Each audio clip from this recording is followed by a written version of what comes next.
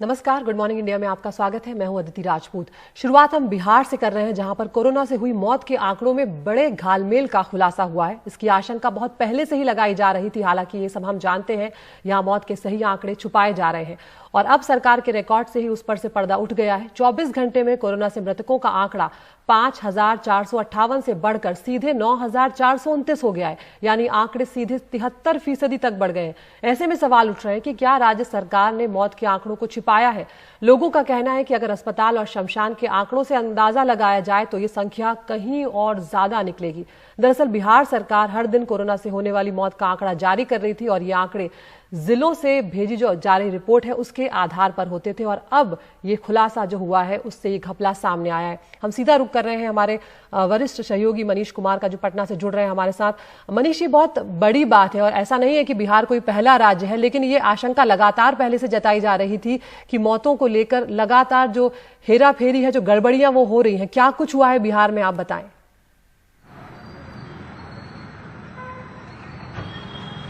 देखिए, बिहार में जो कुछ भी हुआ है उसमें पहला आप क्रेडिट दे दीजिए पटना हाईकोर्ट को।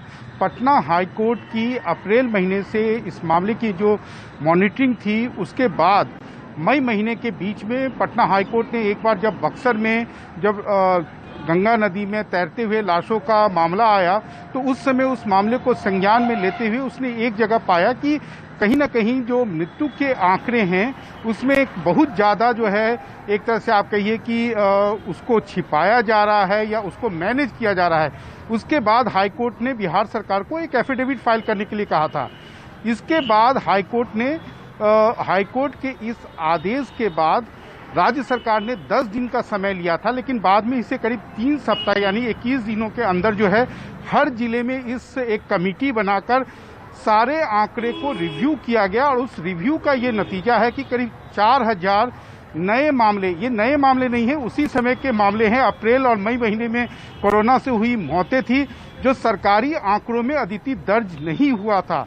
लेकिन अब भी राज्य सरकार के अधिकारी मानते हैं कि इसमें और रिव्यू की जरूरत है और हो सकता है कि ये आंकड़ा बहुत कुछ अभी भी जो है अधिकारियों से छूट गया हो, तो उसे आने वाले दिनों में इसे शामिल किया जाएगा। लेकिन उनका ये कहना है कि नीतीश कुमार सरकार की कोई मंशा नहीं है कि मृत्यु, जिनकी मौत कोरोना से हुई है, उस आंकड़े को या उस व्यक्ति की पहचान को छिपाया जाए, क्योंकि उन्हें लगता है कि हर व्यक्ति जिसकी मौत हुई है उसके परिवार वाले परेशान हैं। तो अगर सरकारी आंकड़ों में उनका नाम दर्ज हो जाता है तो फिलहाल जो सरकार के द्वारा 4 लाख की एक तरह का मदद दिया जा रहा है, उसके अलावा भी आने वाले दिनों में उनके परिवार वाले को और अधिक सहायता मिल जाएगी। अदिति जी मनीष, लेकिन क्या आपको लगता है कि सरकारी अमले की मंजूरी के बिना इस तरह की जो गड़बड़ियां हैं इतने लंबे वक्त तक चल सकती हैं?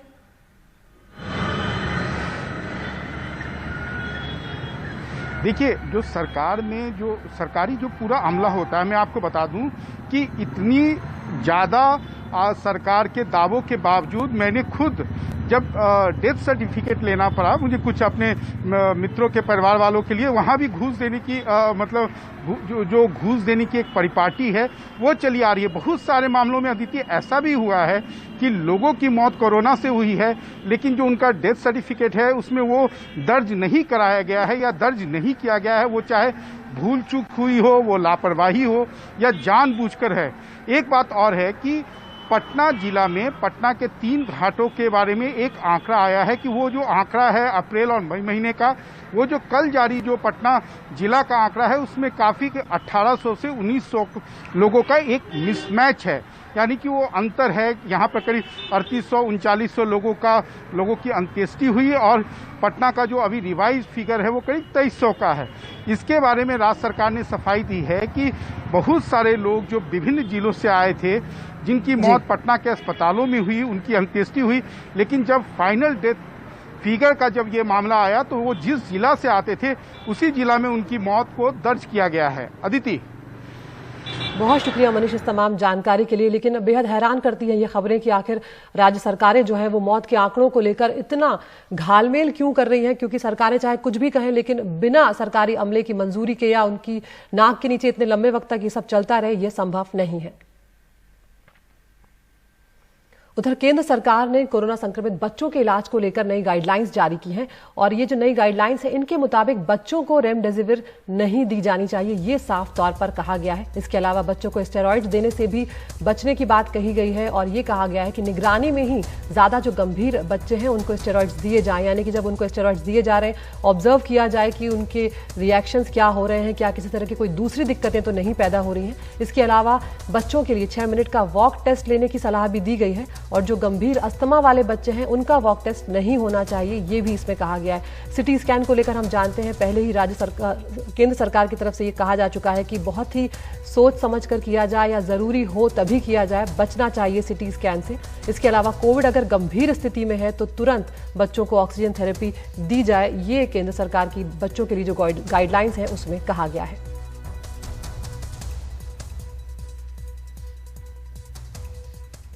एक और खबर आई कि हाल ही में जो स्टडी हुई है उसके मुताबिक कोविशील्ड और कोवैक्सीन लेने के बावजूद कोरोना का डेल्टा वेरिएंट जो है वो संक्रमित आपको कर सकता है। कोरोना की दूसरी लहर में जो त्रासदी हुई है उसका कारण डेल्टा वेरिएंट को ही माना गया है। हालांकि दोनों ही स्टडी में ये साबित हुआ है कि वैक्सीन लगवा चुके लोग संक्रमित तो हुए लेकिन उनकी हालत गंभीर नहीं हुई है। भारत में कोरोना की दूसरी लहर के लिए ज्यादा जिम्मेदार B1617.2 डेल्टा वेरिएंट है। इसी वेरिएंट की वजह से टीका लिए हुए लोग भी ज्यादा संक्रमित हुए, चाहे वो कोविशील्ड हो या फिर कोवैक्सीन। IGIB यानी institute of genomics and integrative biology ने एम्स और NCDC के साथ मिलकर अलग अलग 2 शोध किए। एम्स में हुई स्टडी में 63 लोगों के सैंपल में 53 ने कोवैक्सीन जबकि 10 ने कोविशील्ड के टीके लिए थे। इनमें 36 लोगों ने दोनों डोज ले रखी थी। ये सब 5-7 दिन से तीव्र बुखार के बाद वहां की इमरजेंसी में आए और 1 डोज लेने वालों में करीब 77% और 2 डोज लगाए 60% सिर्फ डेल्टा वेरिएंट की वजह से ब्रेक थ्रू इन्फेक्शन के शिकार हुए। वहीं NCDC के कोविशील्ड टीका लिए 27 ब्रेक थ्रू के सैंपल में 70% से ज्यादा डेल्टा वेरिएंट की वजह से संक्रमित होने की बात सामने आई। हालांकि दोनों ही शोध में साबित हुआ कि टीका लिए हुए लोग संक्रमित तो हुए पर गंभीर नहीं हुए। इन दोनों स्टडीज़ में जो इंडिकेट करता है कि जो हमारे लोगों ने, हमारे पॉपुलेशन ने इन वैक्सीनेशन लगवाया था उनके अंदर भी जो ब्रेक थ्रू इन्फेक्शन हुआ है, जो वैक्सीनेटेड लोग थे उनके अंदर जो इन्फेक्शन हुआ है उसका मेन कारण भी हमारा ये डेल्टा वेरिएंट ही मिला है। और ये इंडिकेट करता है कि बहुत ही इन्फेक्शस है लेकिन इम्यूनिटी को ये सरपास कर जाता है। पर अच्छी बात है ज़्यादातर लोगों को माइल्ड एंड मॉडरेट तरह के इन्फेक्शन ज़्यादा हुए और क्रिटिकल कम थे। तो हमें वैक्सीन में बहुत और डेवलपमेंट करने की जरूरत है। ब्रिटेन से आई रिपोर्ट भी बताती है कि वहां की एस्ट्राजेनेका और फाइजर का टीका लिए लोग भी डेल्टा वेरिएंट की वजह से ज्यादा संक्रमित हुए। एक तरफ डेल्टा वेरिएंट जहां टीके की प्रभावी क्षमता को कम करता है, वहीं दूसरी तरफ टीका लेने के बाद अगर लोग बीमार भी पड़ रहे हैं तो न उनकी जान पर बन रही है और न ही वो ज्यादा गंभीर हो रहे हैं। नई दिल्ली से परिमल कुमार, NDTV इंडिया।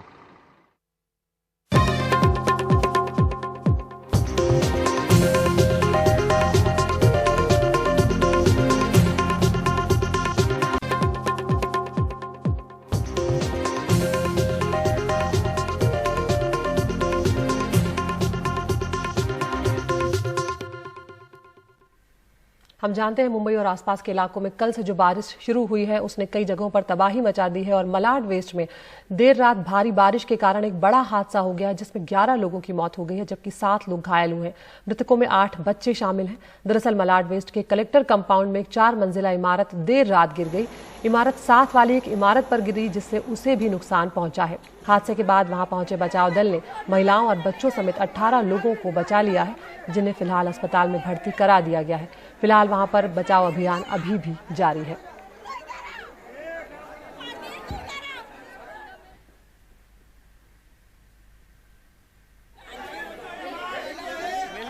और हम सीधा रुख कर रहे हैं हमारे सहयोगी सुनील सिंह का। सुनील, कल से ही आप लगातार बारिश देख रहे थे और जिस तरह का अलर्ट मौसम विभाग ने जारी किया था उससे लग रहा था कि बारिश जो है वो बहुत ज्यादा होगी। ऐसे में ये जो इमारतें गिरने की बात है ये हम हर साल देखते हैं मुंबई में। क्या पहले से जो तैयारियां की जाती हैं वो नाकाफी साबित होती हैं या लोग कई बार नहीं मानते? क्या वजह रही यहाँ पर ये जो हादसा हुआ है? कितनी पुरानी थी ये इमारत? आदित्य, इसमें हमें समझना पड़ेगा दो बातें हैं, एक इमारत और एक मकान।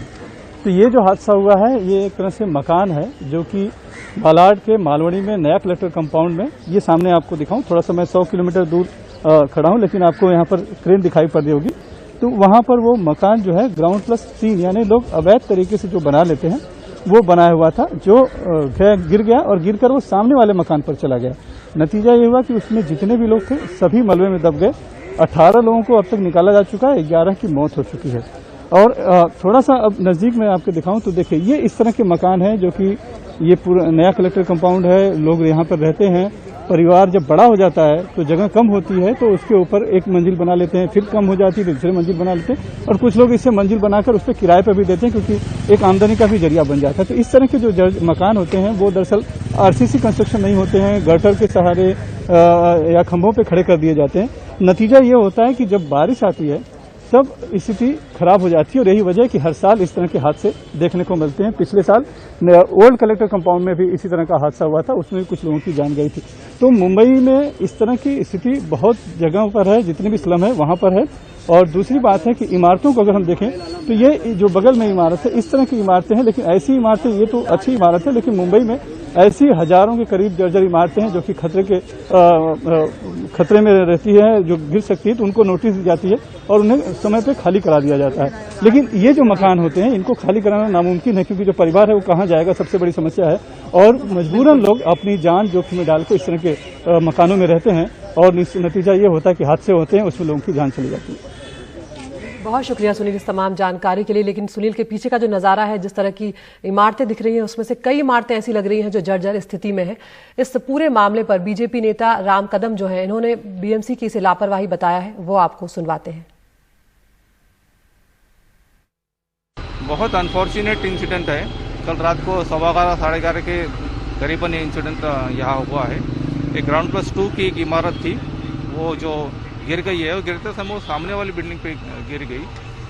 उसमें कल रात से 18 लोगों को रेस्क्यू किया गया वहाँ से।